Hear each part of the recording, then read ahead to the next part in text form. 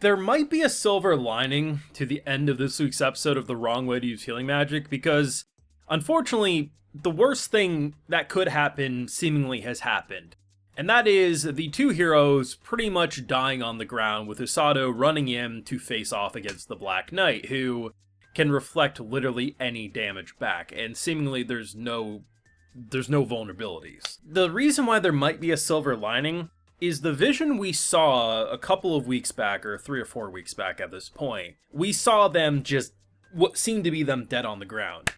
What we might have actually seen wasn't the end that we're trying to avoid, but rather the beginning of what could be the end.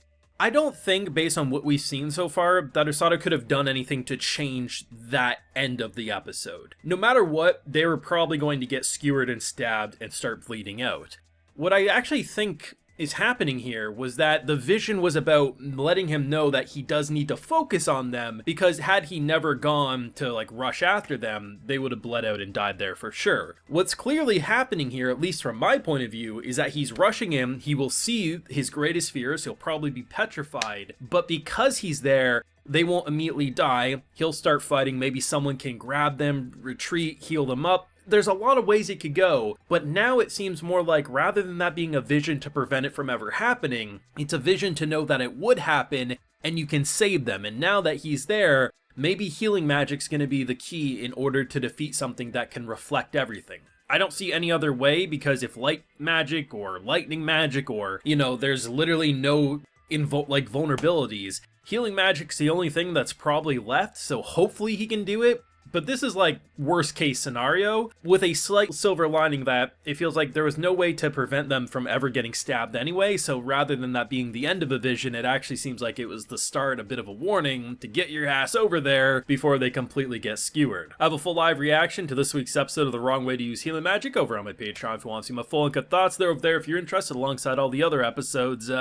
Jesus, this was a great episode. I really thought we had at least an episode before things would pop off, because even though the title of the episode made it oh, the Black Knight arrives, I was like, oh, they might start it, but they're gonna prepare for war, right? They're gonna get set. No, they just jump into it, and it's frightening. It really is. I like seeing, though, a character like Usato who does use healing magic in a different location than you're used to when a big battle starts off. Because usually, especially with anime, you're following the characters that go to the front lines. You are fighting, you're doing this and that. And the idea that the army used illusions and made them waste their attack, position them in the incorrect way, and then they had to rush over, it sent them in disarray. And the fact that within a couple of minutes of the battle starting, people are already being dragged back to the tents. And that's so realistic, because of course there's always medics in wars that do try to get people out of there and try to treat them, but it's a completely different thing when you have basically characters that can use healing magic. It's much more important. The unfortunate thing about healing magic is, well, sure, if a doctor or a nurse had nerves while doing something crucial to save someone's life, they're gonna mess up or potentially have the ability to mess up and hurt them. But it's harder for a character like Usato, who literally has to keep his composure, else the healing magic, we see the waves of the magic get a little frantic and it doesn't do the job properly. And people bleeding out in front of him, it's setting him off. So if anything, actually getting to the front lines and dragging people back is much more, fitting for him, because it less nerves and he feels like the adrenaline will keep him going in a better way. We see it at one point when he saves that one guy, and as he's running with him, he's actually healing him on the fly, which was really cool. And by the end of the episode, he actually ends up saving him, which probably Usato would have died there. I thought Rose was going to save his ass. No, it was the dude he saved earlier in the episode. But the thing about the Black Knight that is really freaky is I actually don't think it has a weakness as it stands. The only thing that makes sense is healing magic, but I don't know how healing magic would do it, but I'm sure there'll be something that he can do. But that's going to be the key, I feel. When something looks to have a vulnerability and it's all just a bullshit to make you think you got him. I thought it'd be something like, oh, you go in between the plates, oh, there's these ridges in the helmet, you can attack there. But anything you do to it, it reflects back to you. You stab it, you get stabbed. You cut it, you get cut. You toss a light magic orb at its shoulder, our boy starts gushing blood. It is absolutely broken, but I honestly thought they got him. So we saw at the start of this episode, some soldier stabbed in the back and then died. So when you see our girl end up doing the same thing and it seemingly worked, I didn't think that was bullshit, because the way she explained it, oh, you didn't sense me. If you can, and she's literally lightning, like lightning quick. So I thought, oh, she was so speedy and it was distracted that's why it worked. And then it was just like, nah, I don't have to say reflect. I don't have to know you're there. It's up to me when I reflect. It's not automated. I let you think this so I can make sure you had the worst painful attack thrown back against you. And I'm like, oh no. I just knew at that point Usato was...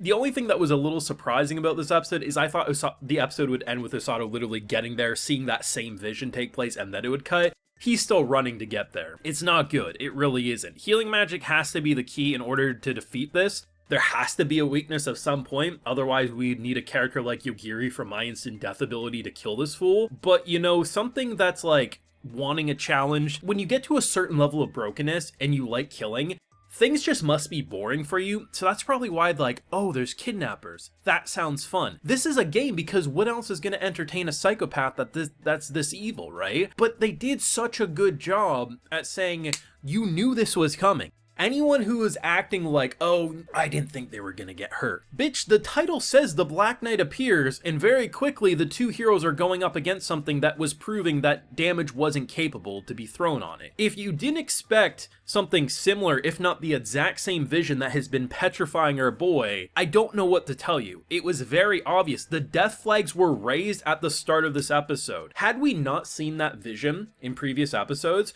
when the two of them are talking before the battle starts taking place about how we'll all get back, I'm sure this, that, and the third, if you're not saying they're raising the red flag, waving it as if they have a death target painted on their back, I really don't know what to tell you. Like, they want you to assume they are going to die. We are hoping and we assume they probably will survive if things do go according to plan. But you knew this was coming, but it still hit you like a freight train, because the biggest thing of what that was the surprise was that they made it seem like they found a weakness to the black armor, and unfortunately that was all for show. I mean, sure, they did have some fun and they let our guard drop a little or let us catch our breath at the start of the episode. It was fun, it was cute, but as soon as the battle actually kicked off and you saw that they decoyed them and forced them to not be at the proper position at the start of the battle, you knew shit was gonna get crazy. And honestly, man, like, even if, like, say even if you defeat the Black Knight here, right, they're still bleeding out. Do we have enough time to heal them both?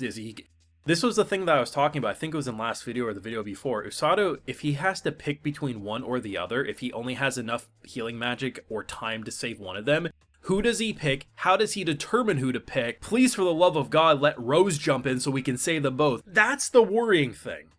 I don't know, but Jesus, if they actually commit to killing one of them off, I will be shooketh. I hope they both survive, but it's not looking good right now. Let me know what you thought down below this week's episode. We knew it was coming, but shit, it still hit me hard. Let me know how you're feeling. Leave a like if you enjoyed. Subscribe if you're new around here. Of course, ring that bell so you get notified when I upload more. And like I mentioned, we had that full live reaction over on my Patreon. And hey, while you're over there, I'll also give you a video shout out. Today we got Phoenix Jackson, Francis Monhindra, Jake Smith, Jackson Smith, and Neko Chibi. So I appreciate the support, everyone. Please take care and have a good one.